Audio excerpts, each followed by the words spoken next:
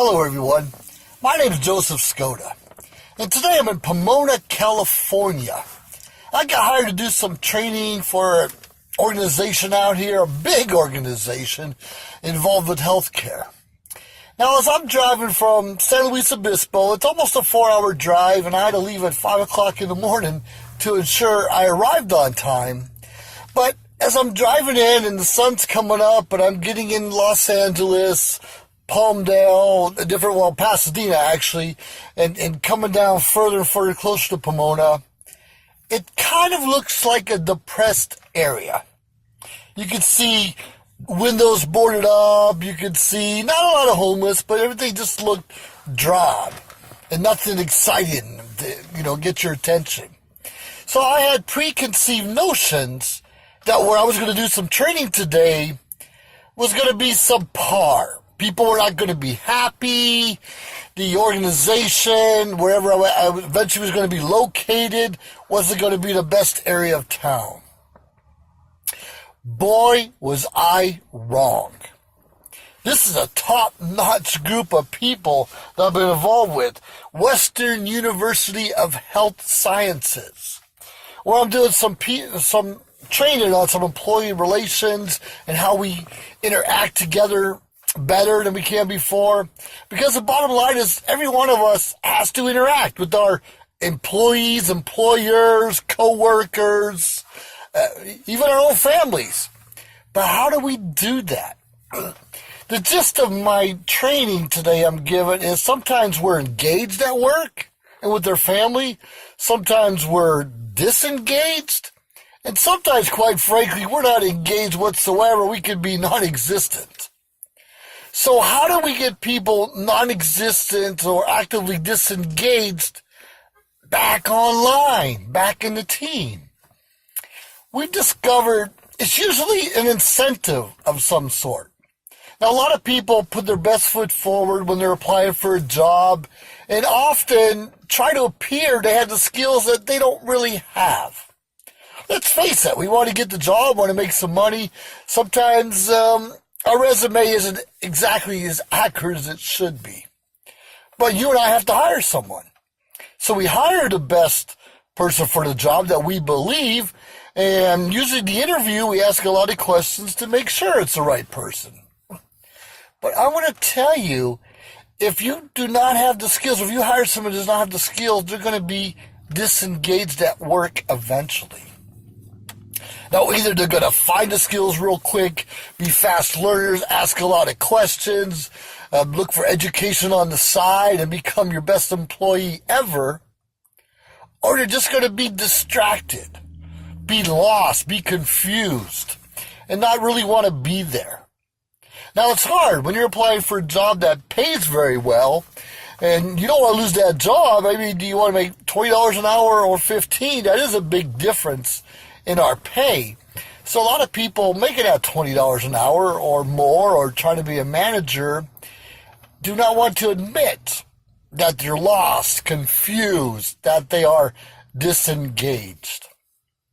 Let me tell you, once you become a leader, a manager, even a supervisor, people look at you.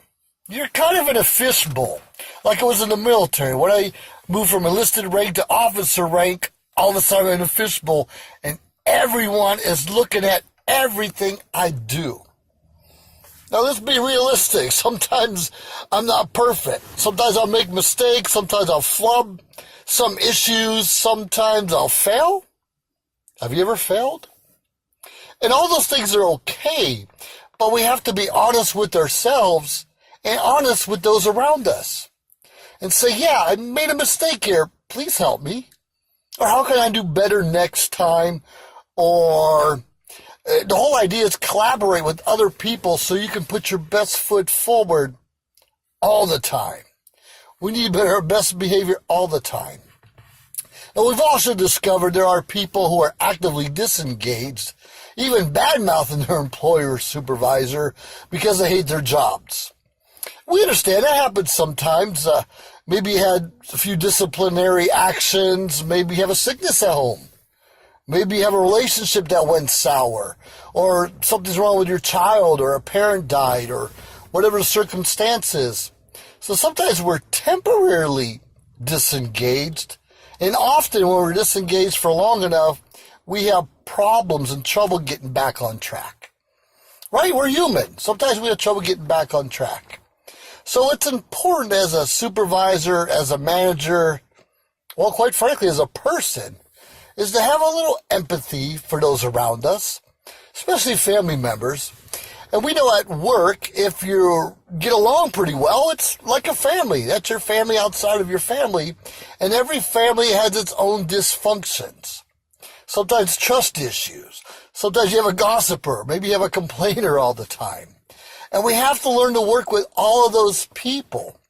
Now, if you have an open door policy and you tell everyone, people believe in you and they trust you and they value your opinion and they want to come in and, lend ear and vent from time to time, that's okay. Our job is to show sympathy when warranted, and a little bit of empathy, whatever they're going through. But it becomes a problem when that same person comes in, let's say, every day, or maybe 10 minutes every other day, or, talks a little bit longer than you have time for. That happens sometimes. It really does. But your job and our job as leaders of an organization or even a small department or just a department of one, you and I have to learn how to set boundaries. Tell our employers or employees and the people around us, say, I have 10 minutes. I have 15 minutes. Or I'm busy now. I can talk to you tomorrow at lunch. We have to set those boundaries. Because you hear it over and over again. You give somebody an inch, so they take a foot. You take a foot, you take a mile. We hear that. And it's okay. Sometimes you go a little bit over schedule working with someone, and there are some real important issues. Now, here's another bit of advice. You and I might have all the answers in the world, but it's not our job to be the counselor for everyone in our organization. And most of us have health care benefits or outside help or another resource that we can go to for help, psychological help, mental help, physical health, spiritual health. We don't have to have the answers, but you and I should have the resources available. We should have our own contact list, our own network that we can send people to. Because when someone comes to us and complains all the time, even if it's warranted, whatever it is, it could be a serious illness in the family. We don't want to show biases or be angry at the person. We just want them to get the help that they need so they can be better employees, more productive. And when everyone's more productive, it turns into a happier workplace. Even if it's a nonprofit, you can still have a happy workplace. Now, we're not going to get along all the time. I don't think that we're supposed to. But we're supposed to learn to work together, collaborate, be enthusiastic as much as possible, and lead by example. Now, I always believe the best way to run any organization or just be a good person is to serve others. Now, of course, at our job, if you're the boss, you want everyone to serve you. But quite frankly, it's the other way around. If you're the boss, you need to be serving your employer or employee. If they have a vision or they want to achieve certain goals, in their career at the job place, it's our job to help them get there. Because a happy employee is real productive to everyone, and everyone wins. Now, sure, you may not be able to give incentives of cash or days off, but find some kind of incentive.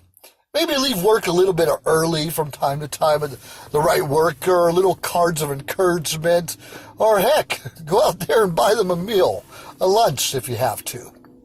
Whatever it is, find a way to show appreciation to everyone around you. You don't have to work for them, or they don't have to work for you, but even your own family members or friends, just tell them, hey, I appreciate you. Thanks for coming out and hanging out with me. I know I can be a knucklehead sometimes. So we need to find ways to become better, caring people. Now, getting back to me being in Pomona, I signed myself up to do a training course in the morning and a training course in the afternoon. That's a lot of training. So I have to find a way. There's no time to be drinking in between the trainings. There's no time to be, I'm getting distracted or losing energy, I have to do whatever I can do to be on top of my game.